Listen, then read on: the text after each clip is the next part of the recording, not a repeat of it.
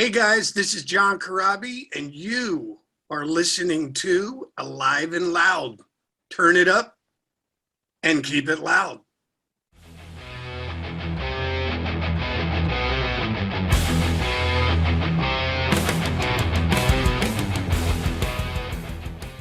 All right, so welcome to the show. Today we've got John Corabi on here, who I am really excited to talk about.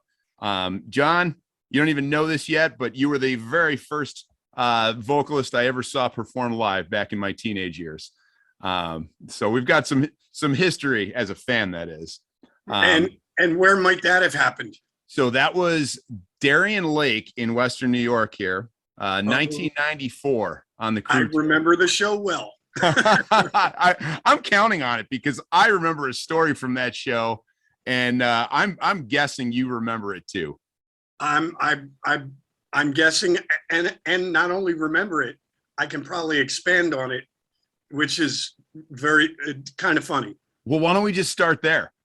So I remember this piece from a fan's perspective. This is my very first concert. You know, I just finished up 8th grade, going into high school. I'm with my friends seeing Motley Crue for the first time. John's fronting the band. They were along with Typo Negative and King's X, and we're watching Crue. And I can't really tell exactly what's going on, but it looks like somebody in the crowd's just harassing, heckling, giving you a hard time. And then next thing I know, Nikki jumps in the crowd. Tell me what happened here. Actually, it was funny. You got most of that right. There was a guy sitting in and this is how funny the world works. There was a guy in the front that was holding up a sign, and he was razzing the band because Vince wasn't there. He was wearing a Vince Neil Exposed t-shirt, and he's razzing the band. And you know what? It's like, I was kind of okay with it. But then it was weird. Like then he elevated it from yelling shit, holding up a sign, to not so much me, but every time Nikki kind of walked by him, whatever, he'd flip him off. And then it elevated the last and final time. Nikki walked by him, and he was right in the front, and he spit on Nikki. And at that point, I'm like, fuck this. I've had enough of it. I took my guitar off. I jumped into the crowd, and I'm sitting there and I'm going, dude, what is your fucking problem? And the guy's like in my face, and he goes, fuck you. You're an idiot. You know, you're not Motley Crue. And I go, very calmly, I just said, so I'm an idiot. You just spent $40 to come here and tell me that I'm an idiot. Who's the idiot? Get the fuck out. And I had security escort the guy out. And unfortunately, if you remember, a lot of the fans were taking swings at the guy as he was being escorted out of the venue, which I really didn't want. I didn't want it to come to blows. And then I was feeling a little full of myself. I jumped back on stage, and I was just like, guys, tell me, I told the story, boom. And so we're done now. Like, we move on, we go to the thing. Years later, I'm in a band called Union, and we were out doing a promo tour, Bruce Kulick and myself.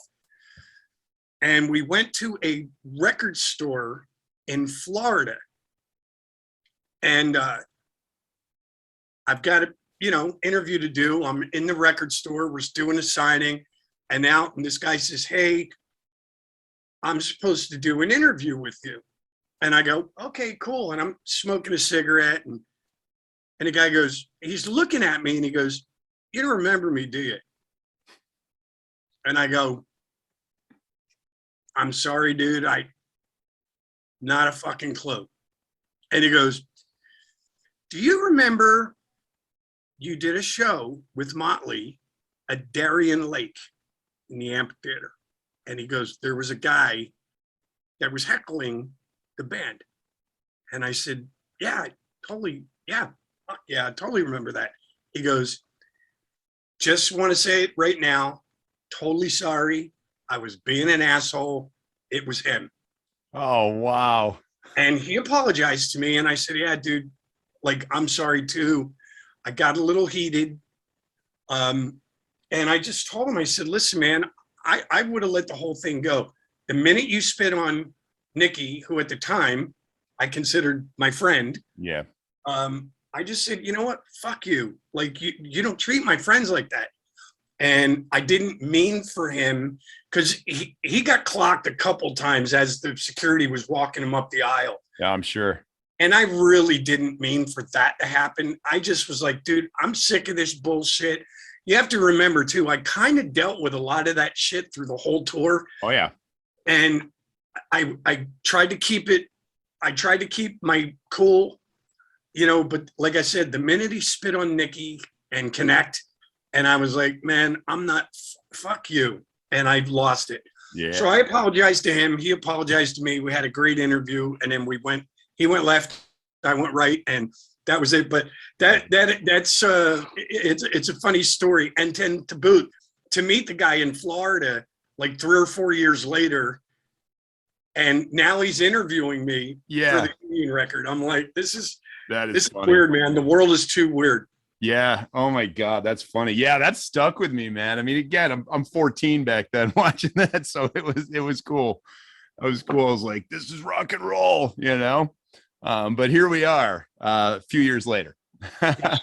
many years later, my friend, man. Yeah, that's right. You're not 14 anymore. No, buddy. I'm not. It's all right though. It's all right. But so speaking of Union, I want to cross this one off quickly here too, because there was a little activity several months ago. It looked like those albums were being teased to be reissued on vinyl, and then it seems to have kind of disappeared. Is that something that's going on, or? No, it's still happening. It's definitely going to happen. But you got to understand, like, I didn't even realize this either, but there's been two reasons why. You know, vinyl kind of disappeared. It was like, for the longest time, it was CDs, right? You know, all this other stuff. And then all of a sudden now, the last couple of years, 3, 4, 5 years, like this whole vinyl resurgence has come about. So now everybody wants to do vinyl. Well, all these companies that did that, they literally had to go back now and pull the curtains off the machines and clean them up and blow the dust off them. So literally, to get vinyl made, you're literally talking about 7, 8 months to a year back orders. It's just blown up again. So, you know, we put that out there with the intention that we were, you know, the Union stuff. And it's not even really the band. It's a third party that's doing the records, but we're on board with it. Yeah. We just want to see the fans get their, you know, some records. Yeah. But it was funny, like, we put it out there and then it's like, oh shit, like, 9 months? Are you kidding me? Yeah. You know what I mean? All right. So it's coming. Be patient. The minute they start doing pre-orders or any sort of ordering, believe me, all of us will have it on our websites. Oh, that's great. And you know, so they're going to do both records. Yeah. Oh, that's awesome. First one and the Blue Room. And speaking of that, so a little bit of that social media presence that was kind of buzzing around that several months ago, that was coming from several different directions, including the Union website. Is there anything there, or just using that to kind of promote the upcoming reissue, or? It's another record label that's doing it. They reached out to us and asked for our blessings. You know, did we have any photos, anything they could do to help with the packaging? You know, so we're like, yeah, I mean, at the end of the day, all of this stuff, like the Scream record you have on the wall back there, and you know, whatever, Hollywood Records, those record labels own the masters. You know, for lack of a better term, they're going to continue to, you know, give it to the band. they won't put it out, but they won't give it to the band to put out. You know what I mean? It's like this weird bullshit record label mentality. So what they do is they license it out to these other record labels, and they say, okay, you can do vinyl, but you can only do this amount, like 300 or 500 or whatever the number is.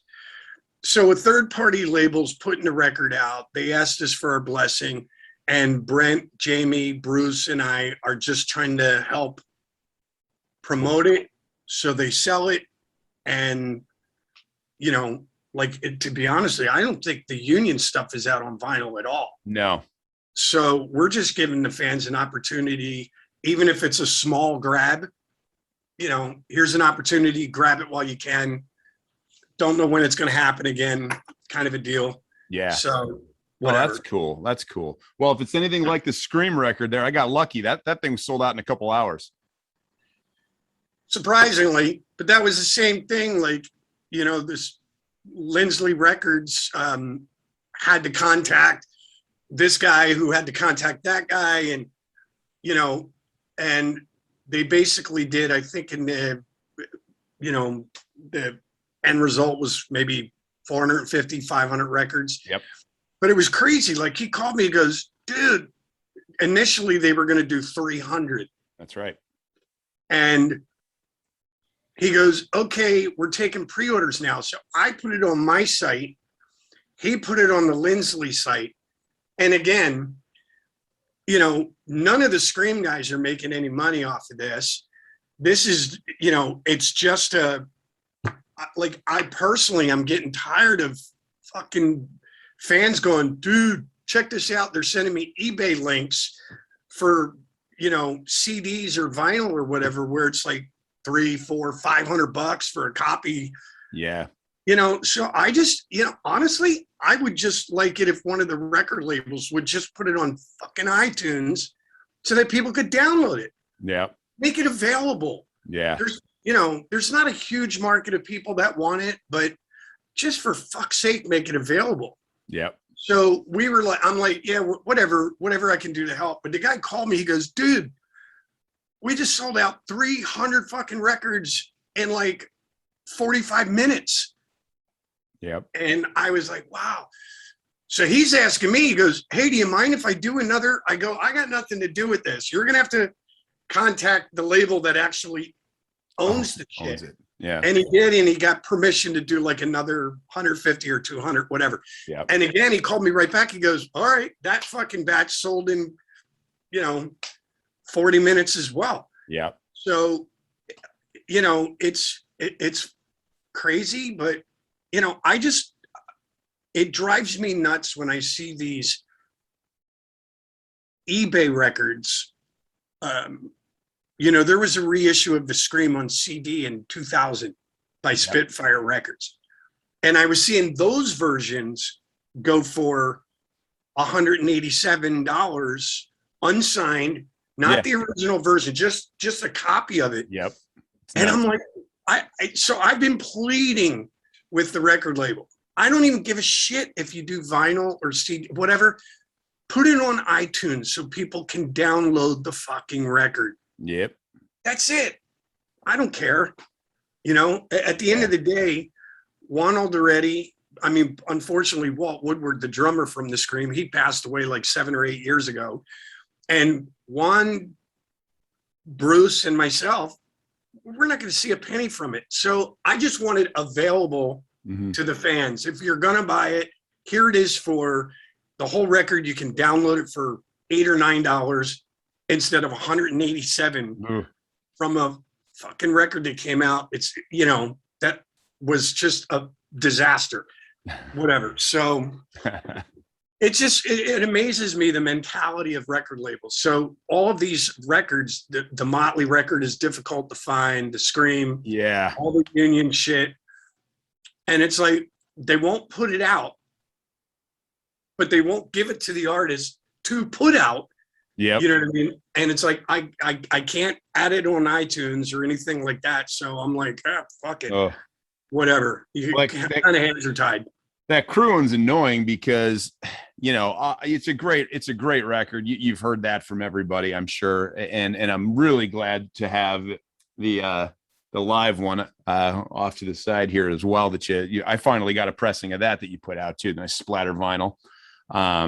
But they seem to be, anytime they're reissuing their catalog, they seem to be pretty much ignoring everything after Dr. Feelgood. So, I mean, I don't know what that says, but so I don't know. I might have to go chase an expensive version of it someday, but I've yet to do it. No, it's, what, honestly, I don't know what's going on with Motley, and in no disrespect, nor do I care.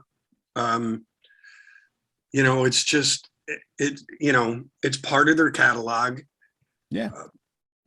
Embrace it. But, whoever is advising them to bury that whole time frame, or not just me, the Randy Castillo years. Yeah. You know what I mean? Whoever's advising them to do that is also advise them on, putting the most pathetic performance of my time in Motley in the dirt. So whatever. It is what it is. I give up. I washed my hands a long time ago. But that's a whole other part of this interview I'm sure we're going to touch base on. Yeah. Well, we'll hit on it a little bit. I want to focus a little bit on the here and now too. So we're getting some dribs and drabs of it throughout. But we before we kicked off, we talked about, looks like you're going to have a book coming out next spring, Horseshoes and Hand Grenades. That information just came out this morning. It sounds like that's how you found out about the release date yourself, huh? Yeah. And I still have to check. I don't know how much truth is in that. But you know what they say, if it's on the internet, it's true. Gotta be. So, we'll see. I don't know. Like, there was an actual date though, like April 12th or some shit. And I'm going, whoa, news to me. Mm-hmm. I'm just kind of one of the authors. No idea. Yeah. But, that wasn't the only news I found out this morning. Apparently I've been rehearsing with Motley Crue for the last couple of months. That's exciting. I'm like, Jesus. The story's never seen. It's funny, I guess a week or so ago, there was an article, and it's funny because every time one of these articles come out, my emails blow up. Dude, is there any truth to this? But also my hate mail also blows up, which is what is annoying to me. And it's weird. Like, I just sit there and I go, all right. So a week or two ago, Vince did some, I don't even know what it was, some festival. And apparently some fans were disappointed in his performance. And somebody said that they're demanding to get John Corabi back to go on tour with them. And I'm like, I just sit there and I shake my head. Then the following, 3 or 4 days later, there's an article, Nikki Sixx, threatens Vince Neil or demands Vince Neil lose 50 pounds or they're getting John Corabi back.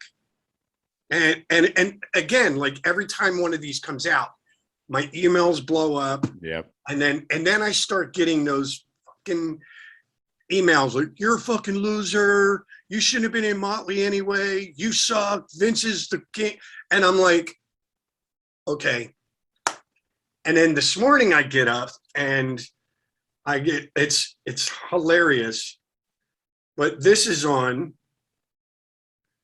my news feed. I had about 50 emails with this on there. I don't know. Oh, yeah. Yep. Motley Crue holds secret rehearsals with John Corabi. Vince Neil to be outed. And I'm like, all right. So I did a retort. I put it to bed, over and out. And like, don't buy into the clickbait, folks. It's just total bullshit.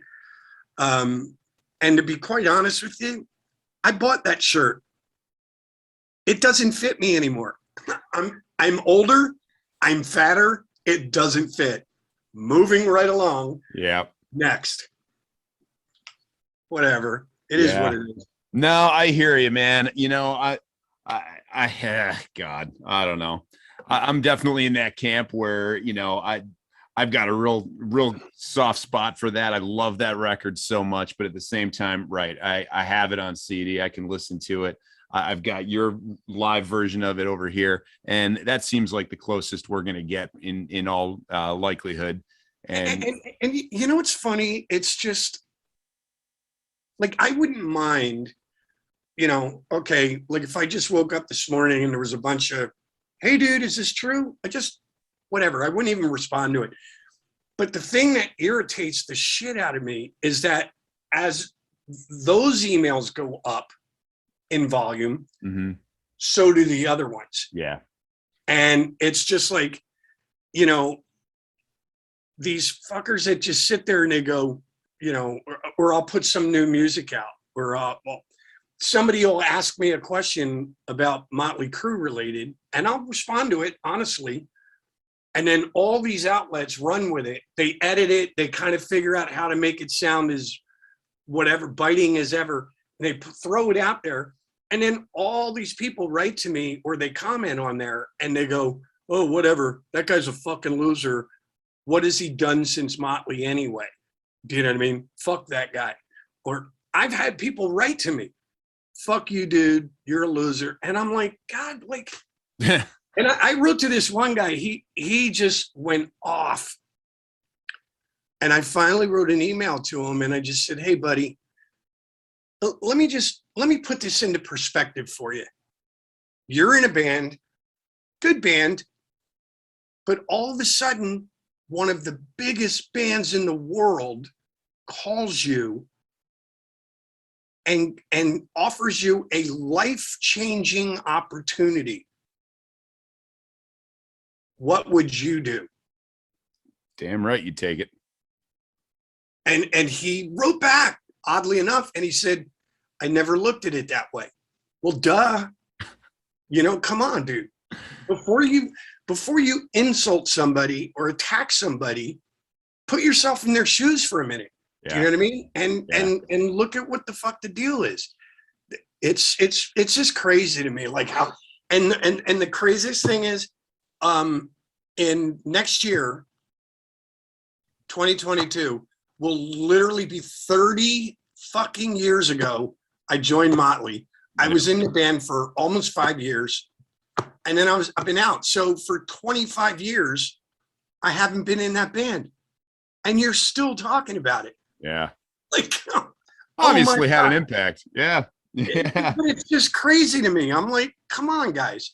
I left the band 25 fucking years ago. Yep. Let it go. Well, I have. And it's funny too, John, because from my perspective, it's kind of wild because, like, for me, like those high school years, a lot of my favorite bands were in a fairly similar situation, right? So we had you in with Crue. We had Bruce was out of Iron Maiden, right? We had Blaze Bayley taking over for a few albums there, right? Richie Halford was out of Priest.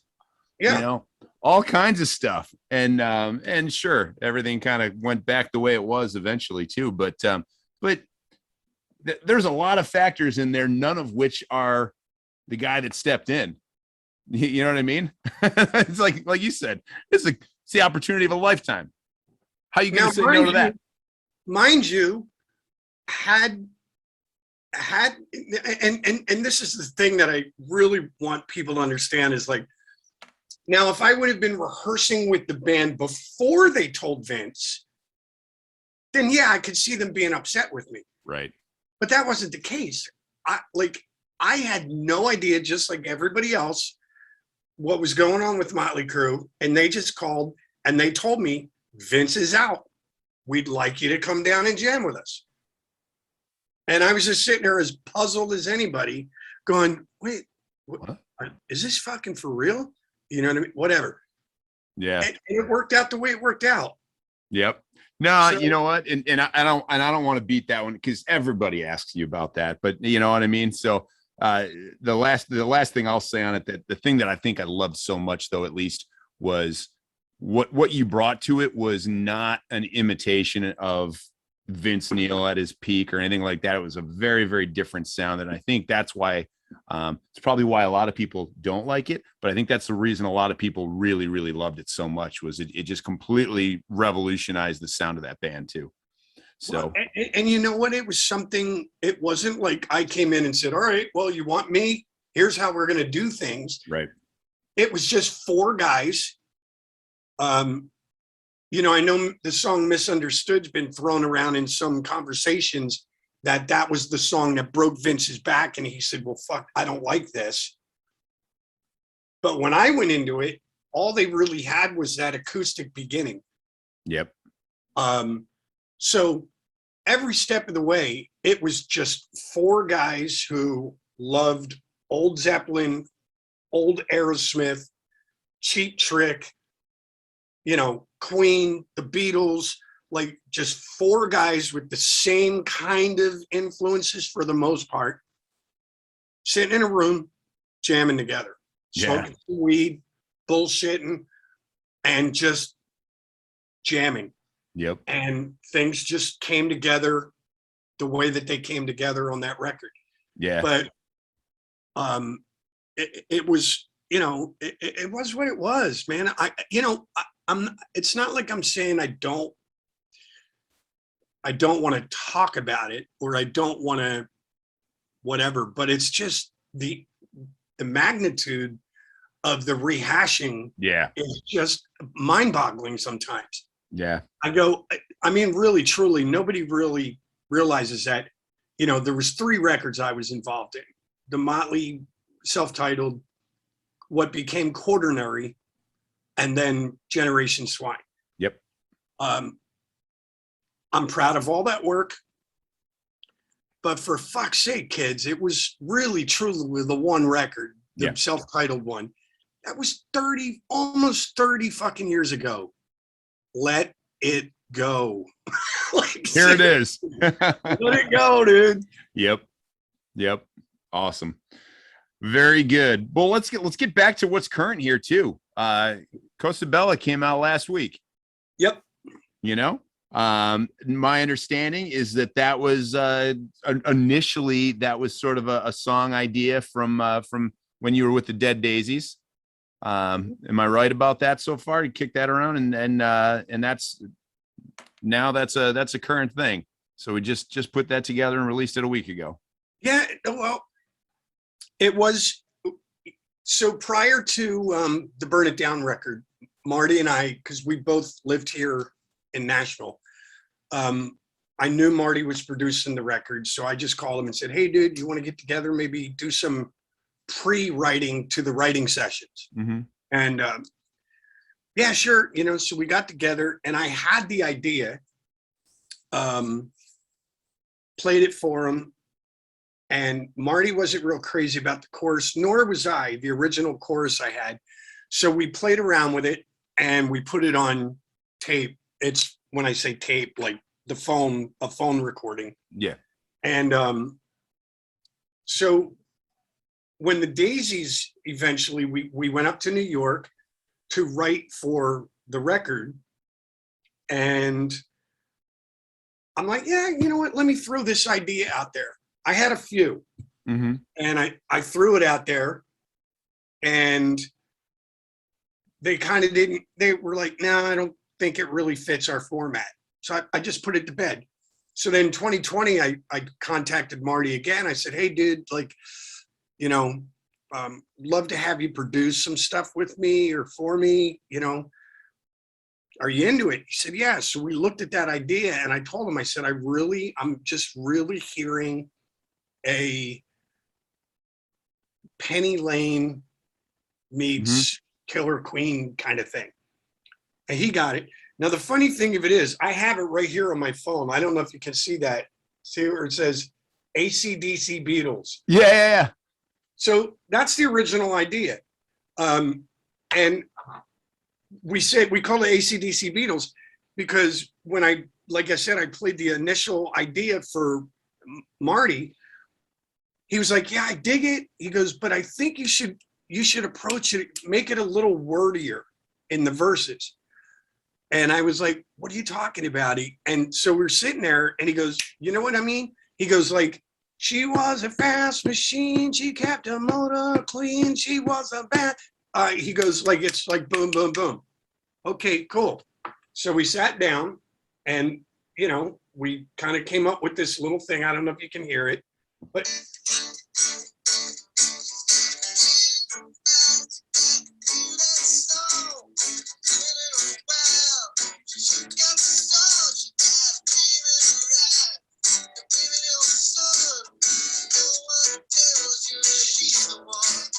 you know what I mean? So we just kind of threw it together. That's awesome.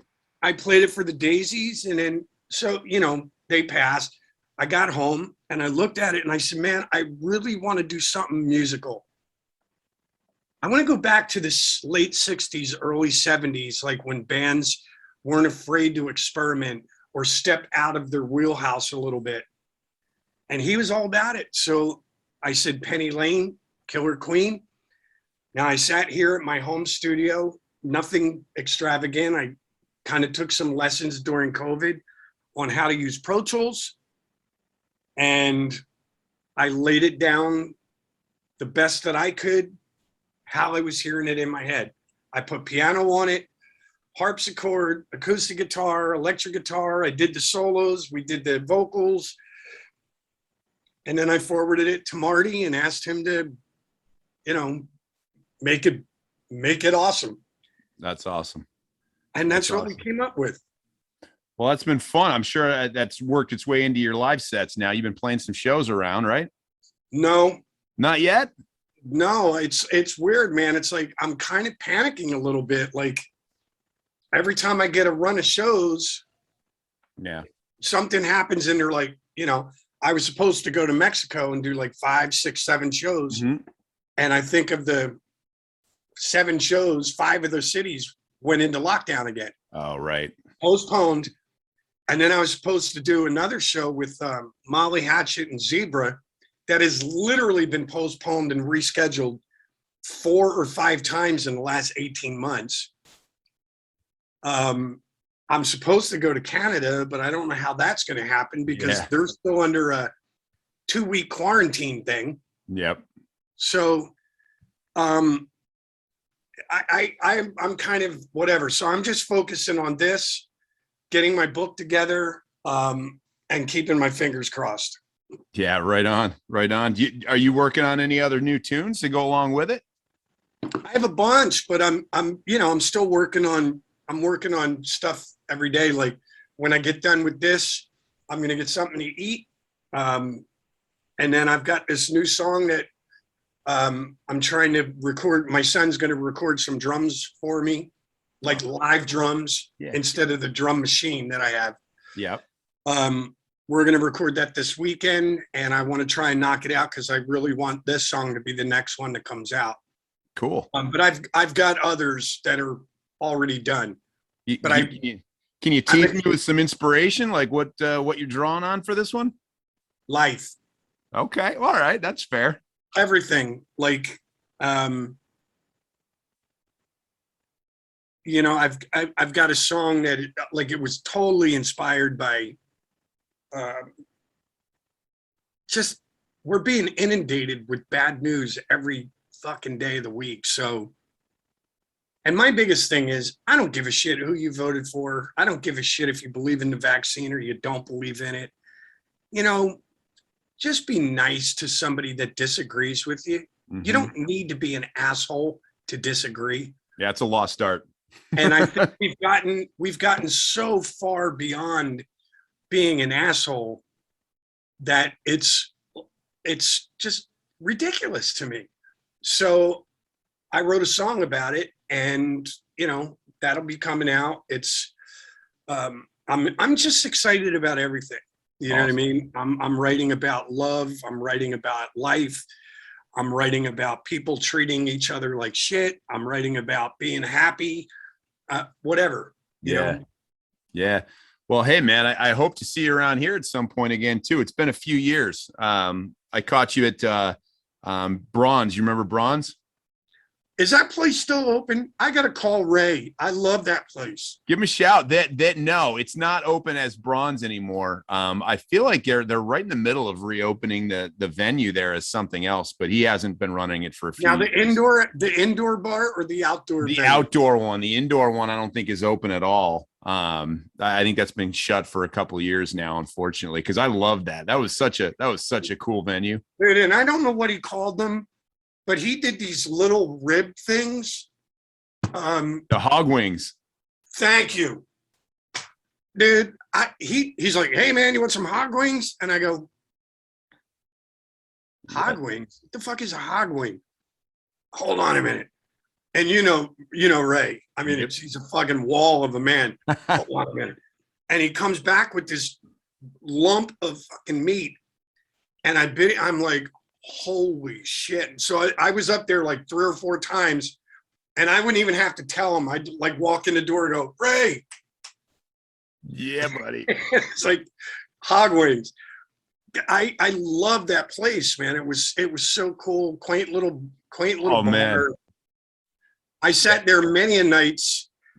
I remember, I think the last time I was there, I got in the night before my gig, and his wife took me to the bar to say hi to everybody.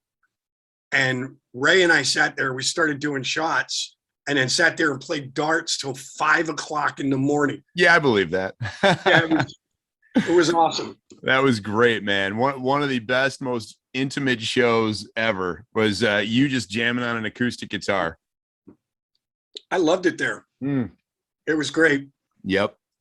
So I don't know. I don't know what's a good fit now, but I hope to see you around town at some point in the near future, or the future, or whatever. I would love to come up there. I would love to get up into that neck of the woods and say hi to everybody. And I know you guys. I'm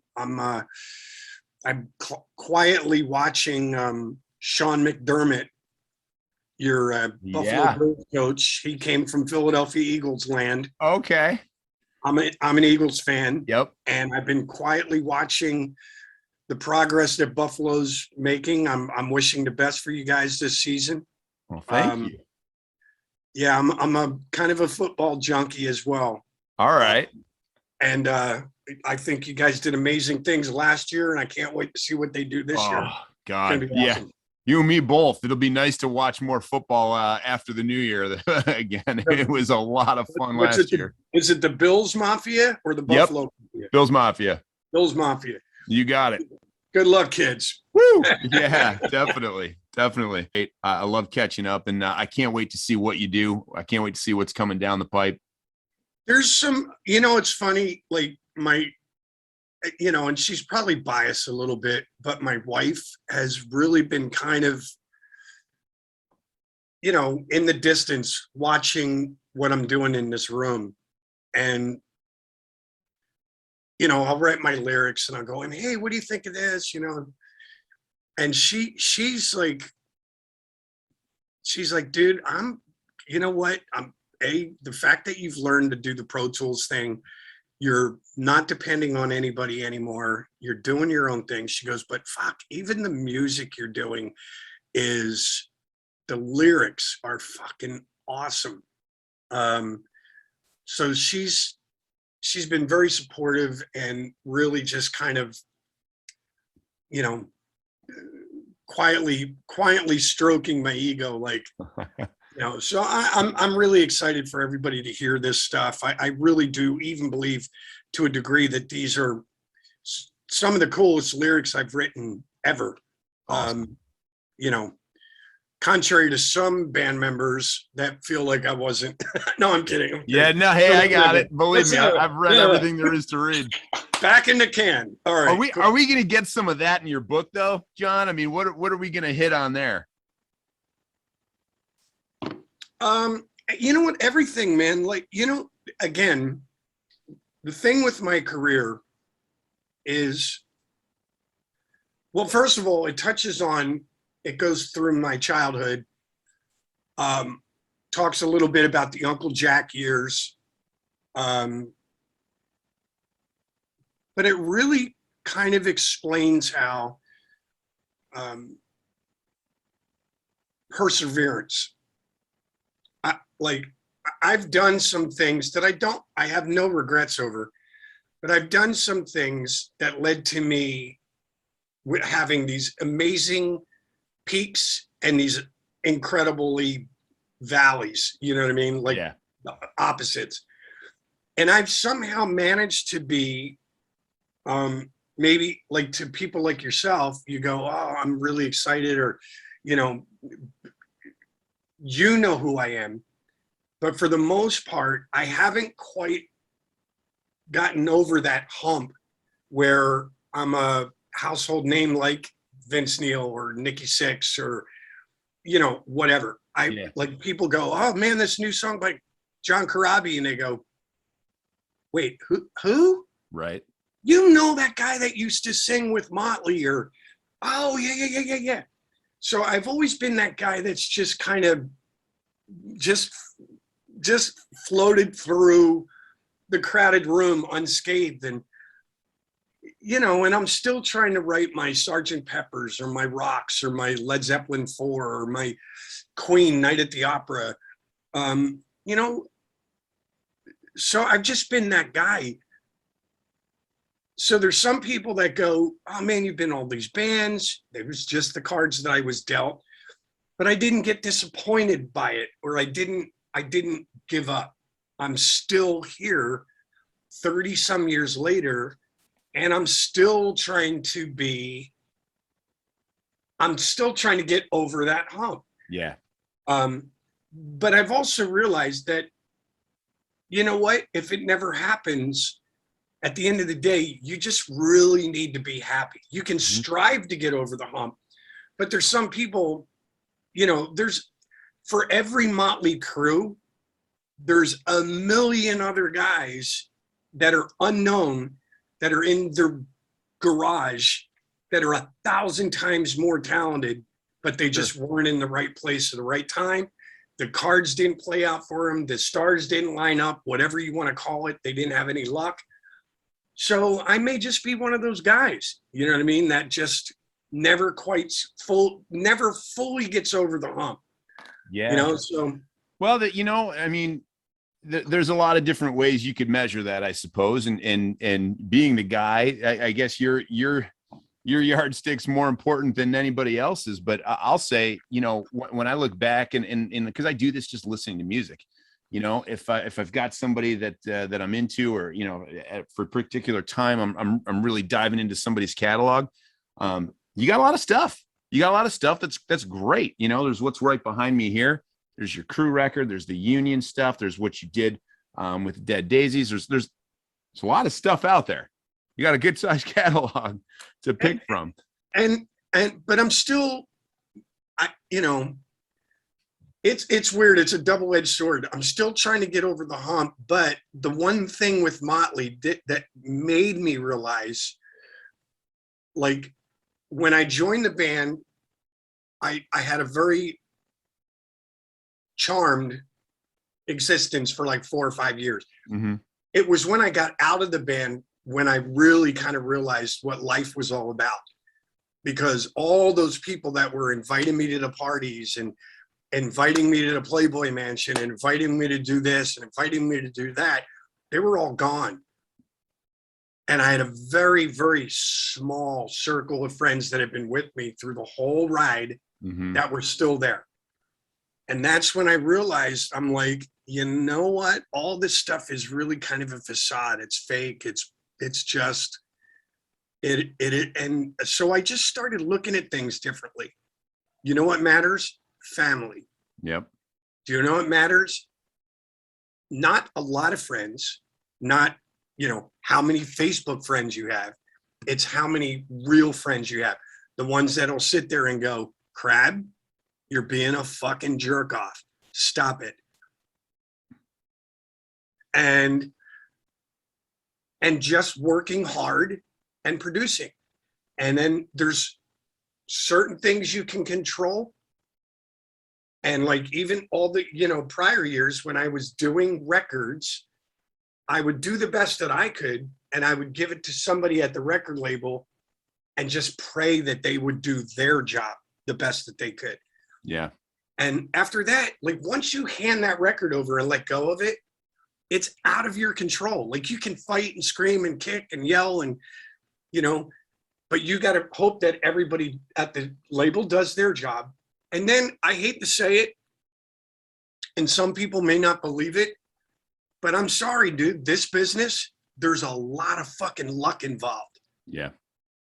Everything has to line up just perfectly for you to blossom and for you to connect. And, you know, so I just went, you know what? I've got a nice home. I've got my own little recording studio. I'm independent now. I've got the freedom to write and record and sing whatever I want. I've got a beautiful wife, beautiful kids, beautiful grandkids. I've got a motorhome that I travel around America in and do my juggling acoustic set. And I still got people like yourself that want to talk to me. That's great. Life is good. Hey, man. That's it. Well, that's it. That's And it. I think the Bills are going to be in the playoffs again. Yeah. Here we go. It's been a long time, man. We were a lot closer to that first show back then. Before now, it's been a long drought. Well, you know what? It was funny.